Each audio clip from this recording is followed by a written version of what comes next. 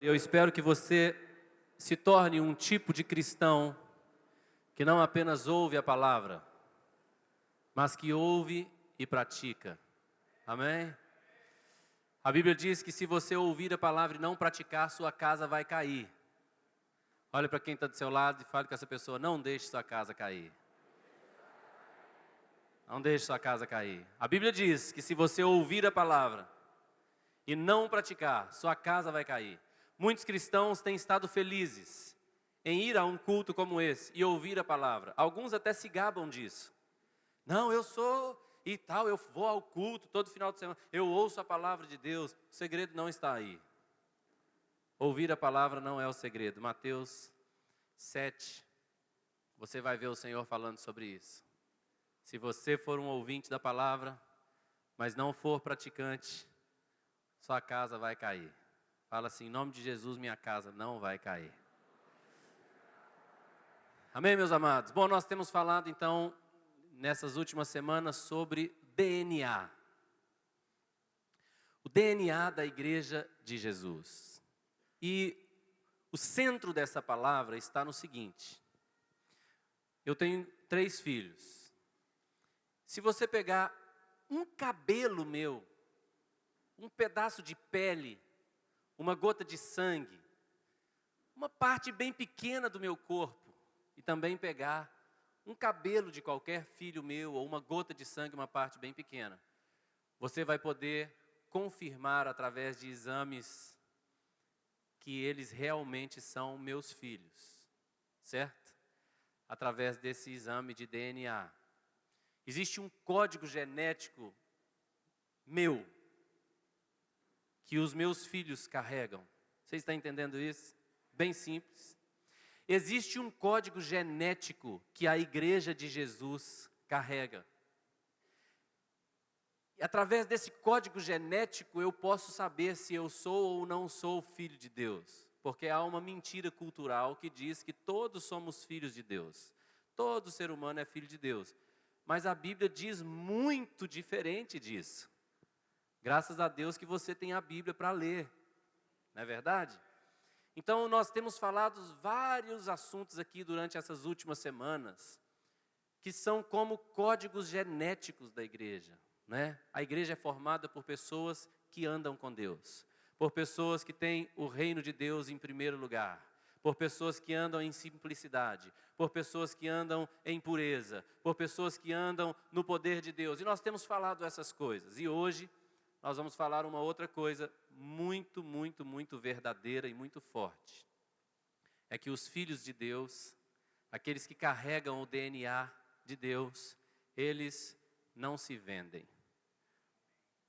Fala comigo: não se vendem. Não se vendem. A Bíblia diz que Deus habita em luz inacessível. Ele não pode ser tentado pelo mal.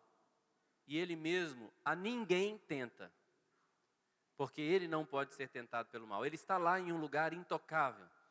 E Ele deu esse DNA, esse código genético para o seu Filho Jesus, que deu esse código genético para nós.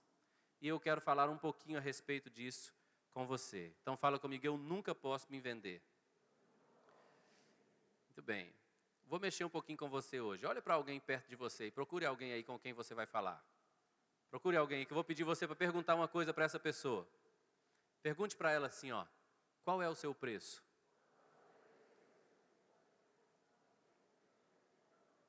Qual é o seu preço? Por quanto você se venderia?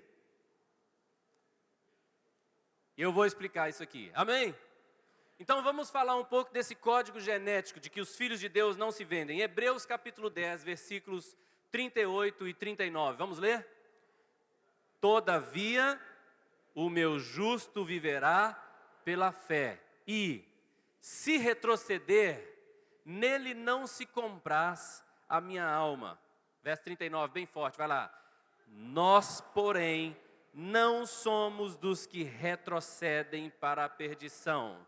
Somos, entretanto, da fé para a conservação da alma. Amém? Muito bem, eu queria um voluntário aqui. Eu acho que eu vou chamar o Eudes, está pertinho? Pode ser, Eudes, você? Sobe ali, por favor, na escala. E volta para mim o versículo 38. Repete comigo assim, ó, não somos dos que retrocedem. Agora, eu quero te fazer uma pergunta. O que é retroceder? Porque algumas pessoas pensam que retroceder é dar um passo para trás. É o mais natural, é ou não é verdade? Mas eu quero te dar um exemplo. Veja bem, você vai olhar para lá. Então você vai imaginar comigo que essa é a sua caminhada cristã. E Cristo está para lá, tá certo? Lá é a sua salvação, lá é seu destino, lá é a sua eternidade, correto? Portanto, se o Eudes começar a caminhar para cá, ele está retrocedendo, correto ou não? Tá, agora Eudes, você vai fazer um trato comigo. Você só pode caminhar para frente. Você não pode retroceder. Mas você tem que fazer um trato comigo. Você não vai abrir o olho. Você vai fechar os olhos e você não pode abrir. Tá certo? E vocês vão me prometer que vão fazer um silêncio absoluto aí. Tá bom? Então fecha seus olhos. Você não pode retroceder, tá bom, Eudes? De jeito nenhum. Você não pode rir, senão você fala para ele onde ele está, tá bom? Faz silêncio aí, me ajuda, me ajuda. Muito bem, Eudes. Agora você então vai poder... Você então agora vai poder andar para frente. Vai, 1, 2, 3 e começa. Começa, não, começa. Começa.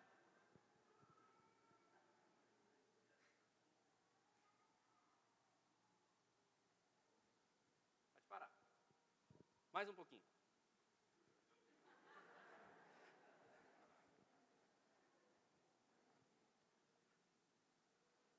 Pode andar para frente.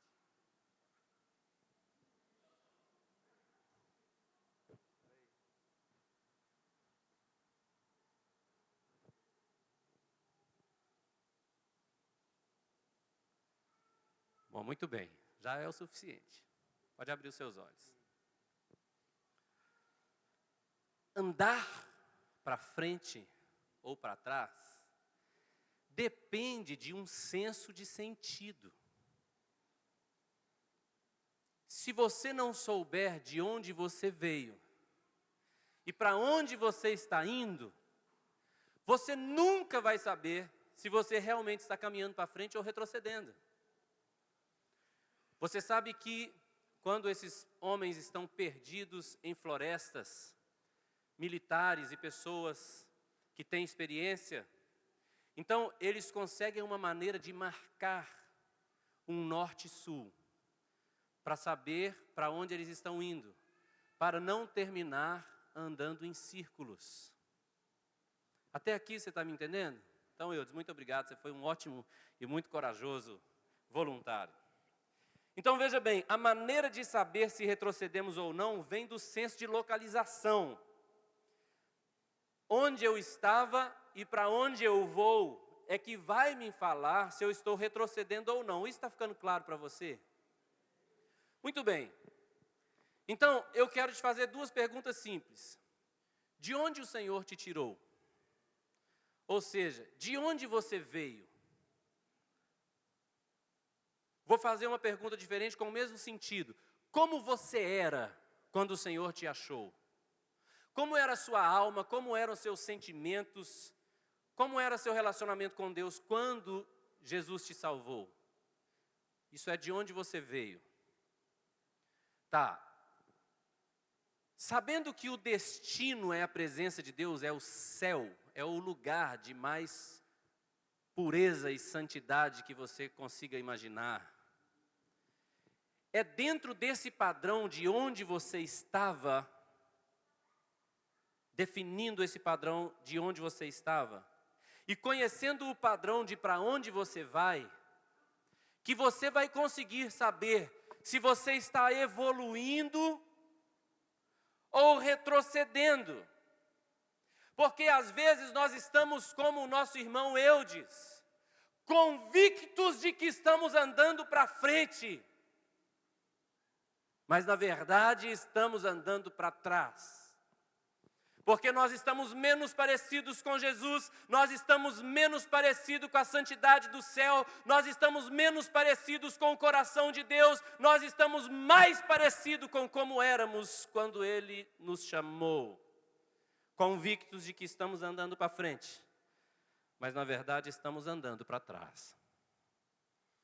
Então, uma coisa que tem que ter no seu DNA como igreja, é que você não pode retroceder.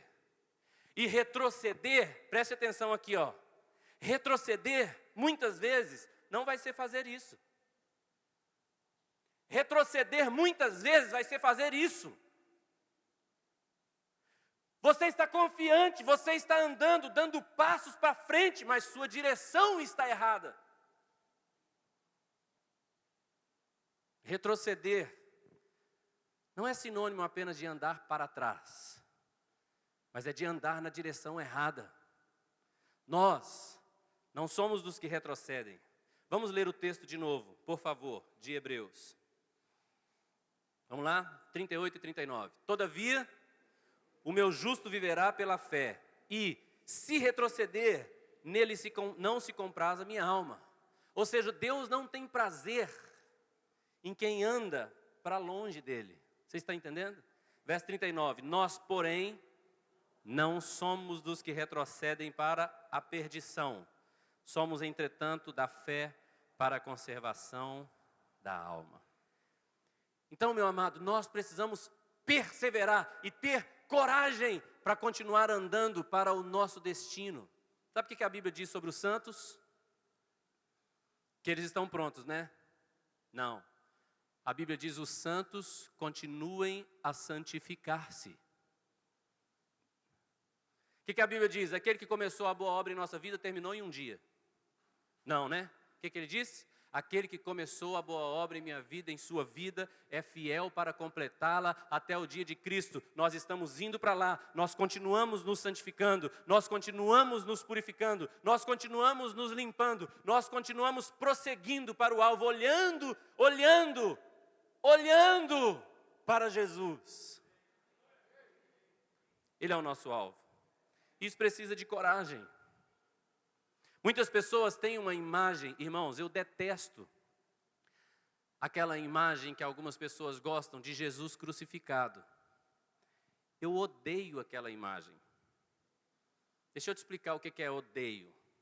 Se alguém matasse o meu filho, ou o meu pai, certo? Com uma facada, ou com um tiro, ou com qualquer coisa, eu jamais ia manter uma foto do meu pai tomando aquela facada ou aquele tiro numa parede. Agora, uma das coisas que eu mais odeio, sabe o que é? É aquela expressão de derrota.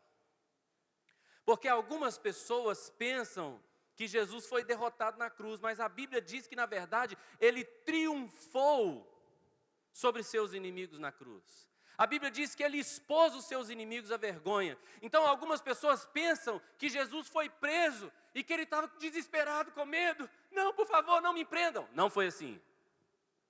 A Bíblia diz que quando os soldados chegaram para prendê-lo, ele estendeu as mãos e todos caíram para trás. Todos caíram para trás, por causa do poder que estava sobre Jesus. E então, chegou o Malco, aquele rapaz, aquele homem, perto de Jesus, e Pedro puxou a espada que Jesus tinha mandado levar, 2 espadas. Pedro puxou uma e cortou a orelha daquele jovem. Jesus estava cheio do poder de Deus, ele pegou a orelha e colocou no lugar.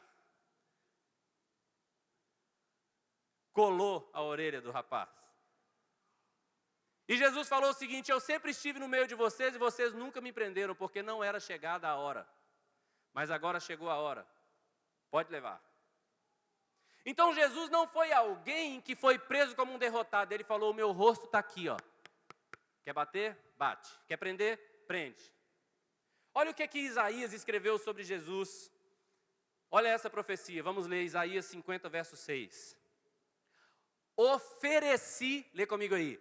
Ofereci as costas aos que me feriam e as faces aos que me arrancavam os cabelos. Não escondi o rosto aos que me afrontavam e me cuspiam. Jesus está falando, eu não sou um fugitivo. Eu que ofereci as minhas costas aos que me feriam. Eu fui açoitado porque eu me dei. Eles me esbofetearam, como escreveu o Mateus. Eles arrancaram os cabelos da minha barba, porque eu deixei. A minha vida se esvaiu naquela cruz, não é porque alguém me matou. Ele disse, ninguém tira a vida do Filho do Homem, antes ele espontaneamente a dá. Então eu estou te dizendo que uma característica de Jesus é coragem, valentia, ousadia, força. Ele é assim, e ele, como primogênito, Filho de Deus, deixou essa característica para cada um de nós. Você não nasceu para ser covarde, derrotado.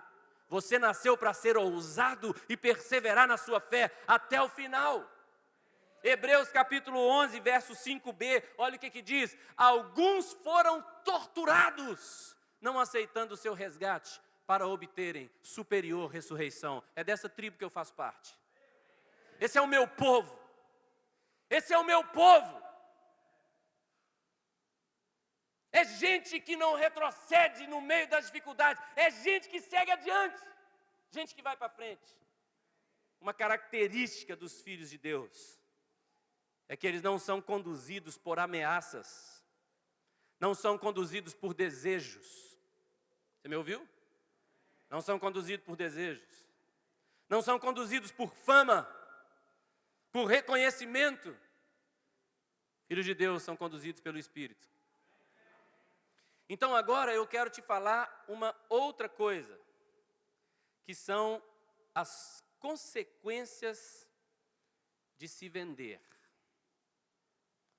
As consequências de se vender. Tem um profeta que eu gosto muito dele, desde pequeno, que eu falo desse profeta com o Arthur, meu filho, que é um profeta chamado Micaías. Olha o que aconteceu com Micaías. Lê comigo 1 Reis, capítulo 22, versículos 13 e 14. Olha lá, vamos ler? O mensageiro que fora chamar a Micaías falou-lhe dizendo: eis que as palavras dos profetas a uma voz profetizem coisas boas para o rei. Seja, pois, a tua palavra como a palavra de um deles e fala o que é bom. Para aí. O que esse homem está falando aqui? Ele era um mensageiro do rei. O rei tinha uma guerra para enfrentar. E os profetas daquela época tinham se vendido para o rei, por fama, por reconhecimento, por dinheiro, pelo status de estar perto do rei, toda coisa assim. Então, na hora daquela guerra, chamaram os profetas, e os profetas com uma só voz, estavam dizendo a mesma coisa: vai rei, você vai ter vitória, você é demais, você é o cara, você vai ganhar tudo. Só que aí, um outro rei que estava participando da guerra falou assim: não tem mais nenhum profeta a quem a gente possa consultar o Senhor? E aí o rei falou assim: rapaz, se ele fosse cearense, né? Rapaz, tem um acolá, mas eu não gosto dele não, porque ele não fala coisas boas de mim. Aí o outro rei falou: manda chamá-lo. Aí esse mensageiro foi chamar Micaías. Só que ele já foi dando a cartada, né? Já foi falando, ó, todos os profetas já estão dizendo, sabe, que só coisa boa, então você vai igual todos eles. E fala também o que é bom a respeito do rei. Irmãos, Micaías é da minha tribo. Olha o próximo versículo, o que Micaías falou. Vamos ler? Respondeu Micaías: tão certo como vive o Senhor, o que o Senhor me disser, isso falarei.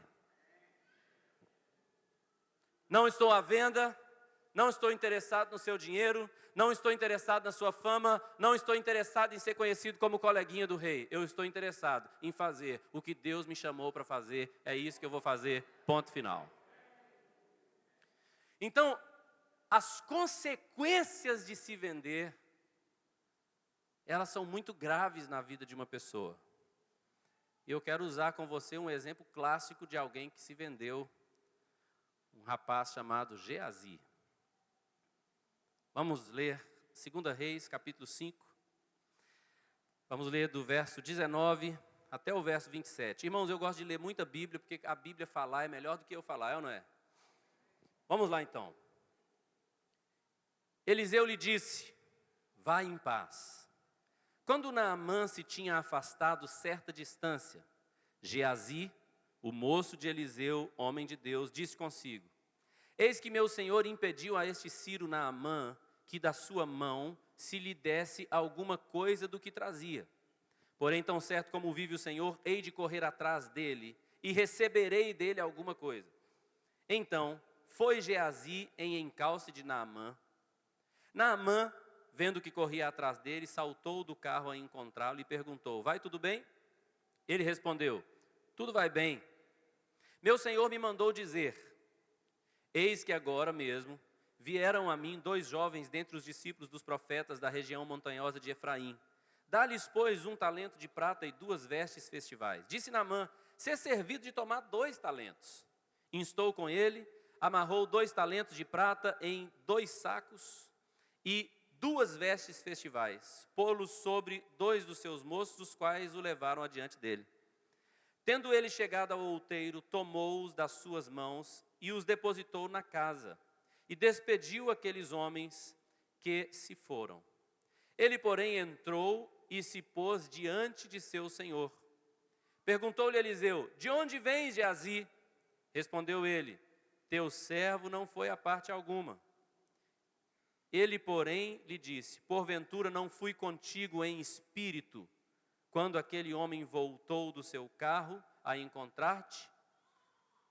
Era isto ocasião para tomares prata, para tomares vestes, olivais e vinhas, ovelhas e bois, servos e servas. Veja bem aqui, pode parar aí o texto. Volta o outro versículo. Deixa eu te contar a história. Existia um homem muito conhecido, comandante do exército do rei da Síria, chamado Naamã. Esse homem estava leproso.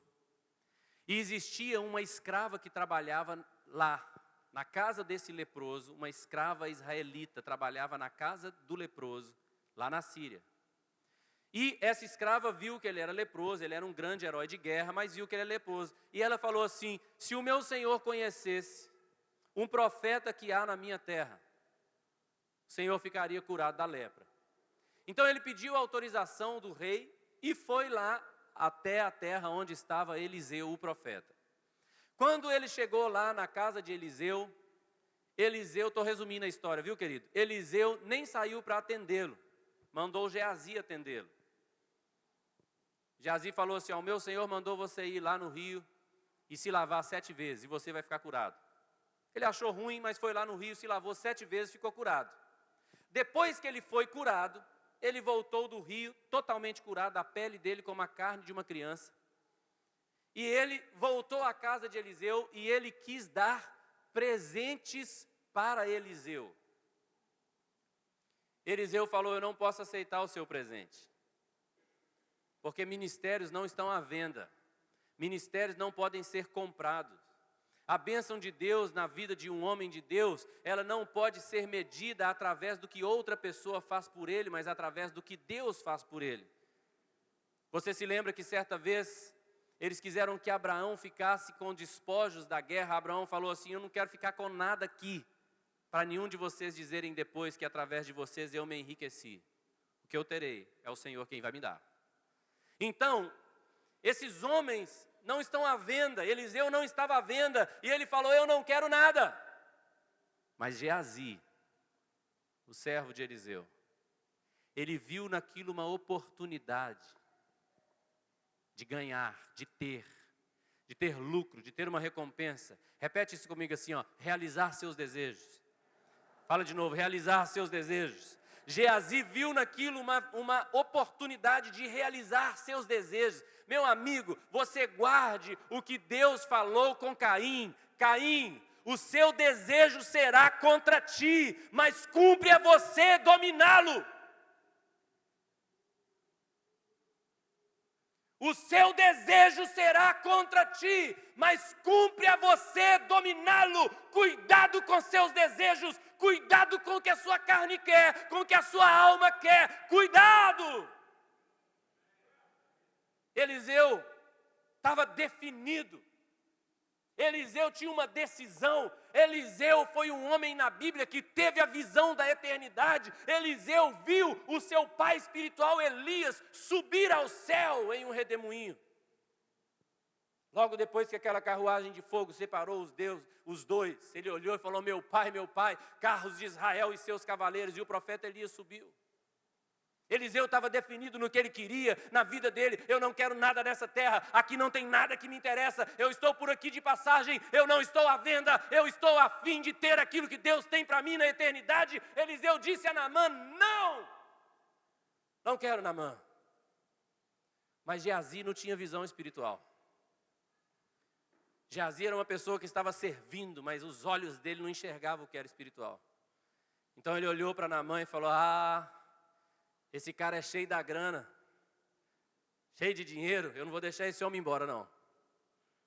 E quando Naamã saiu e tomou certa distância, Geazi correu atrás dele. Tome cuidado, olha bem o que você tem corrido atrás, hein? Cuidado com aquilo que você está correndo atrás, cuidado. E Geazi correu atrás. Quando ele correu atrás, ele alcançou o que queria. Ele alcançou até mais. Ele falou: eu quero um talento de prata. Naamã falou com ele: leva 2. Porque não é só Deus que dá abundância, não. Você sabia disso? Não é só Deus que dá abundância, não. Leva 2. Ele levou. Quando ele voltou para a casa do profeta, senhor dele, discipulador dele, o profeta olha e fala: você está vindo de onde, Geazi? Ele falou: de lugar nenhum, senhor. E o profeta fala com ele: de lugar nenhum? Por acaso o meu espírito não foi contigo quando você foi lá, atrás da carruagem daquele homem? Isso não era ocasião. Tudo tem ocasião, é ou não é verdade? Tudo tem ocasião. O maior problema das pessoas é não saber discernir o tempo, não saber esperar o tempo. Tem coisas que eu faço, não é pecado, se você fizer é pecado. Certo? Por exemplo, eu sou casado. Estou olhando para um rapaz aqui que é solteiro. Tem coisa que eu faço que se ele fizer é pecado. É ou não é verdade? As pessoas às vezes erram demais porque não sabem discernir o tempo, não sabem entender o tempo, não sabem esperar o tempo. Eliseu falou: não era a ocasião. O problema é ter um talento de prata? Não. O problema é ter uma roupa de festa? Não. O problema é que agora não era o tempo. Agora não mistura Deus com isso, Geazi. E Eliseu então, ele falou o último versículo do texto, que é o 27. Leia comigo, olha o que o profeta disse. Vamos ler? Portanto, vamos de novo. Portanto, a lepra de Naamã se pegará a ti e a tua descendência para sempre. Então saiu diante dele leproso, branco como a neve. Agora eu quero te falar algumas coisas do leproso e vou te falar das consequências de se vender. Primeira coisa, o leproso era tirado da sua própria família, não podia ficar com a sua família. O leproso era tirado de dentro da cidade. O leproso era separado, isso aqui é uma coisa que as pessoas precisam entender, ele era separado da nação de Israel. Veja bem, ele não estava fora apenas geograficamente, mas ele não era parte do povo, ele não era contado com o povo, ele não fazia parte do povo. Você está entendendo isso? Outra coisa do leproso, o leproso jamais poderia entrar no tabernáculo, nunca. Nunca. O leproso não podia entrar no tabernáculo, não podia oferecer culto a Deus. Eu acho que talvez seja por isso que quando um leproso era curado, então ele tinha que voltar ao sacerdote, dar testemunho. Até Jesus, quando curou o leproso, você lembra? Vai lá e dá testemunho, para que ele pudesse voltar a cultuar, mas até então ele era separado do tabernáculo. O leproso também ele sofria de uma coisa aqui, agora falando da doença. Qual é um sinal da lepra, né? A lepra, além dela mutilar o seu corpo, a maneira como ela começa é que você perde toda a sua sensibilidade. Então, você já viu a propaganda da lepra? Tem um casal no restaurante jantando, uma velinha acesa, né? E ele coloca a mão do outro lado e a vela está queimando. E a pessoa não percebe porque perdeu a sensibilidade daquele lugar. Você está entendendo? Então, aqui de uma maneira bem simples, eu quero falar com você 4 consequências de se vender. Consequência número 1 é o isolamento. Pessoas que se vendem rapidamente se isolam. Se isolam de quê? Se isolam da família de Deus. Se isolam da presença de Deus. Se tornam mais solitárias. Tomam suas decisões sozinhos, não têm conselho, não têm confiança em ninguém. Consequência número 2, separação do povo de Israel. Fala isso comigo aí, separação do povo de Israel. Se você se vende, meu amado, imediatamente você deixa de fazer parte. Sabe? A seiva da vida de Deus para de correr dentro de você. De repente você entra na igreja em um culto e o seu sentimento é: eu não pertenço a isso, eu não pertenço a esse lugar, que eu não pertenço. É um sentimento de que eu não faço parte. É tão triste que quando um leproso tinha que entrar na cidade, ele tinha que ter alguma coisa para fazer barulho, tipo um sino. E ele tinha que tocar aquele sino para avisar: um leproso está chegando. E as pessoas tinham que se afastar para ele passar. Se ele não tivesse um sino, ele tinha que dar um jeito de fazer um barulho, ele tinha que dar um jeito de gritar: um leproso está chegando. Ser separado do povo de Israel, ser separado da nação de Deus, fala de você deixar de ser herdeiro de mais de 8.000 promessas que Deus tem para o seu povo na palavra. Você está entendendo ou não? Consequência número 3, proibição de entrar no tabernáculo. Irmãos, a pessoa que se vende, ela jamais vai ter aquele relacionamento com Deus. Ela pode se relacionar com alguém que se relaciona com Deus. Ela pode orar. Irmãos, orar é uma coisa que qualquer pessoa pode fazer. Ter sua oração ouvida é outra coisa. Você está me entendendo? Tem gente que se satisfaz só em orar. Ah, foi tão bom, tive um tempo de oração, hoje foi tão bom, foi mesmo, foi. O que Deus falou contigo? Nada. Sua oração foi respondida? Não. O que foi bom então? Deus não falou nada, minha oração não foi respondida. O que foi bom?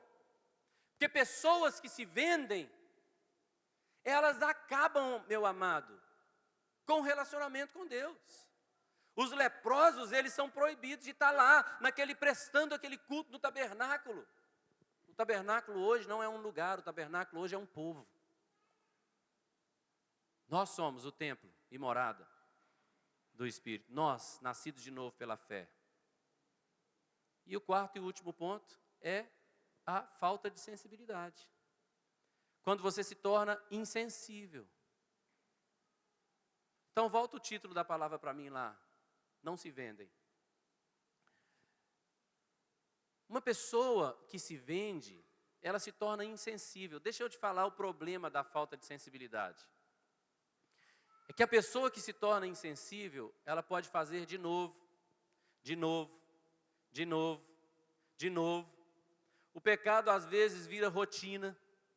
Aqueles erros às vezes se tornam rotina na vida daquela pessoa. A pessoa se conforma com uma vida vazia de Deus, uma vida sem o Espírito Santo. Eu quero te dizer uma coisa, eu não sei você, mas eu estou tentando perseguir um padrão, e o padrão é Cristo.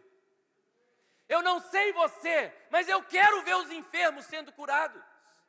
Cada pessoa que chega nesse lugar, ou passa por mim, ou convive comigo nas ruas e não são curadas, é uma vergonha para mim como cristão.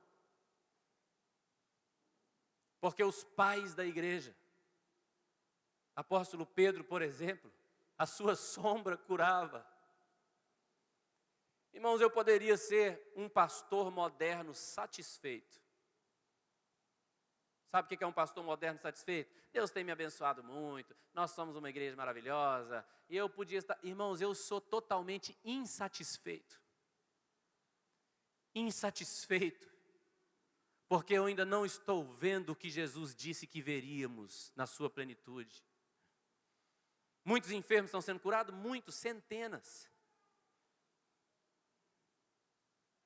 Mas a Bíblia diz, Atos 10:38, e como Deus ungiu a Jesus de Nazaré com o Espírito Santo e com poder, e andou por toda parte fazendo o bem e curando a todos os oprimidos do diabo. Nós não chegamos nisso ainda. Nós precisamos chegar. Eu estou perseguindo esse padrão. É isso que eu quero ser. É isso que você deve desejar ser. Ser igual a Jesus.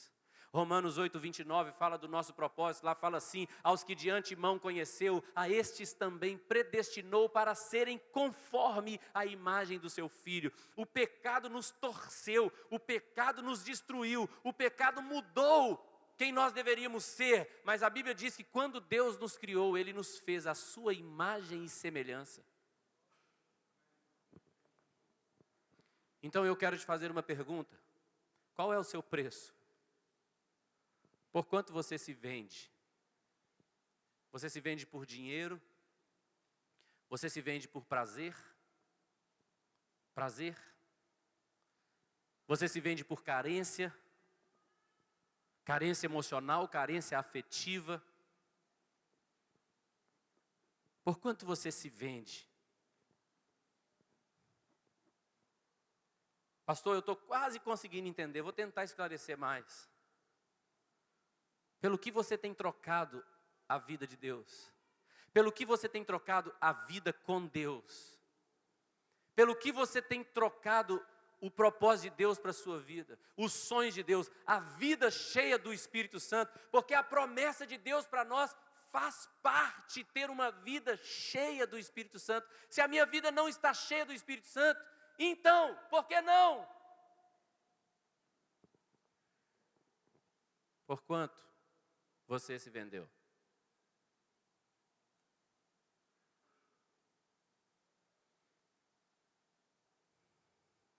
Agora, se você é uma pessoa que esteve à venda, ou que está à venda, eu quero te dizer que eu conheço alguém que está comprando, com alto preço, preço de sangue derramado na cruz. Se você vai se deixar ser comprado, por favor, se deixe ser comprado pela pessoa certa, que pagou com a própria vida um preço para poder ter você, para que você pudesse pertencer a Ele. Eu estou te dizendo, grande parte das pessoas que se chamam cristãos estão vivendo sua vida sem nenhum poder, sem nenhuma manifestação de Deus, sem nenhuma satisfação em Cristo Jesus. Eu estava lendo hoje uma das histórias do que é chamado o Grande Avivamento. O Grande Avivamento foi o primeiro avivamento nos Estados Unidos. E aconteceu através de um homem chamado Jonathan Edwards e sua esposa, senhorita Edwards. Mas ela escreveu em seus relatos dizendo o seguinte: quando o Espírito de Deus foi derramado sobre nós naquela ocasião, eu tinha um anelo e um desejo único de parar na presença de Deus e adorar por toda a minha vida. E ela disse: quando eu saía desse momento, eu sentia como se eu estivesse mais humilde do que nunca e mais compassiva do que nunca. Humildade e compaixão que nasce da presença de Deus. Através daquilo, os relatos dizem que a senhorita Edwards, ela sentava numa cadeira e ela adorava por horas, chorava, às vezes deitava no chão e ficava lá por horas. Mas o que aconteceu? Deus visitou Toda aquela nação que na época nem era nação ainda, mas todas aquelas vilas da América do Norte, através desse casal, Jonathan Edwards se tornou o grande pregador, considerado o maior filósofo dos Estados Unidos hoje. Filósofo, mas era um pastor. A promessa de Deus para nós é que nós devemos ter uma vida cheia do Espírito Santo. Isso não é um privilégio de Jonathan Edwards, ou de George Whitefield, ou de qualquer um desses. Isso é um privilégio de todos aqueles que têm o DNA de Deus. Pessoas que andam com Deus, pessoas que têm o reino de Deus em primeiro lugar, que estão decididas a andar em simplicidade, pureza, andar no poder de Deus. Filhos legítimos, pessoas que não estão à venda. Talvez você fale assim, pastor, eu não consigo. Quero te dizer, mentira do diabo, não acredite. Pastor, eu não consigo, de vez em quando eu tenho que voltar lá, sabe, como um cão que volta ao seu próprio vômito, ou como a porca lavada que se revolveu no lamaçal de onde foi tirado. Pastor, eu não consigo, de vez em quando eu tenho que voltar lá. Eu quero te dizer, não acredite no que o diabo te fala. A Bíblia diz que nós, fala comigo assim, nós não somos dos que retrocedem. Nós não somos dos que retrocedem para a perdição, não somos. Então eu quero te dizer, olha para mim aqui. Cada vez que o diabo tentar fazer você dar um passo para lá, ainda que você esteja convicto, posicionado, não faça. Não admita nenhum passo naquela direção. Na direção da arrogância, na direção do orgulho, na direção dos desejos carnais, na direção da promiscuidade. Não dê um passo naquela direção. Aquilo é de onde o Senhor te tirou. Aquilo não faz parte da sua vida mais. O cão não volta ao seu próprio vômito, como o apóstolo Pedro diz. A porca lavada não pode voltar ao seu lamaçal. Você não é dos que retrocedem, dê as costas. O apóstolo Paulo disse, deixando para trás as coisas que para trás ficam, eu prossigo para o alvo. Não retroceda. Pastor, mas agora eu já dei 3 passos para trás. Sai correndo hoje e dá 6 para frente.